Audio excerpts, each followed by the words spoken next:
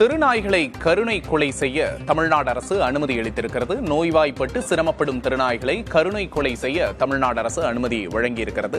திருநாய்களால் rabies உள்ளிட்ட நோய் பாதிப்புகள் ஏற்படுவதால் கால்நடைத்துறை இந்த நடவடிக்கை எடுத்திருக்கிறது. கூடுதல் விவரங்களை செய்தியாளர் ரமேஷிடம் கேட்கலாம். ரமேஷ், மிக முக்கியமான உத்தரவை தமிழ்நாடு அரசு பிறப்பித்திருக்கிறது. கூடுதல் விவரம் என்ன? மோசமாக காயமடைந்து நோய்வாய்ப்பட்டு சிரமப்பட்டு சாலைகளில் சுற்றி திரியும் தெருநாய்களை கருணை கொலை செய்ய தமிழக அரசின் கால்நடைத்துறை அனுமதி வழங்கியிருக்கிறது.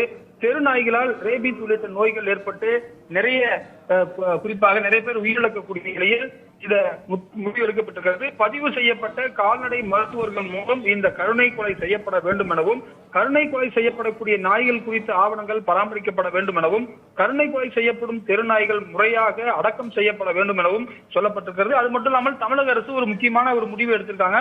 அதாவது சாலைகளில் சுற்றி திரியும் விலங்குகளை கட்டுப்படுத்துவது, அதாவது ஆடு, குறிப்பாக கால்நடைகள், மாடு, எருமை உள்ளிட்டவைகளை உரிமையாளர்கள் சாலைகளில் விடுவதால் அடிக்கடி வாகன விபத்துகள் ஏற்படுகிறது. எனவே இது போன்ற எந்த விலங்குகளையும் சுற்றி திரிய விடக்கூடாது. அதற்காக அந்த உரிமையாளர்களுக்கு கடுமையான அபராதங்கள் விதிப்பது போன்ற பல்வேறு, என்ன பாத்தீங்கன்னா நிறைய இடங்கள்ல மாடு குறுக்கு போய் நிறைய பேர் உயிரிழக்கிறது, அதே போல முட்டி வயதானவர்களை முட்டுதல், குழந்தைகளை முட்டுதல் போன்ற சம்பவங்கள் நடைபெறுவதால இந்த ஒரு கொள்கை முடிவு தமிழக அரசின் முதலமைச்சர் விரைவில் தலைமைச் செயலகத்தில் வெளியிடுவார் எனவும், இதில் கால்நடைத்துறை உயரதிகாரிகள் பங்கேற்பார் எனவும், ஏன்னா தமிழகத்தில் பல்வேறு விதமான பாலிசி இருக்கு, இண்டஸ்ட்ரியல் பாலிசி இருக்கு, டூரிசம் பாலிசி இருக்கு. அது மாதிரி இந்த ஸ்ட்ரே அனிமல்ஸ் பாலிசி என்ற ஒரு பாலிசியை முதலமைச்சர் வெளியிட உள்ளார் என தகவல் வெளியாகி இருக்கிறது.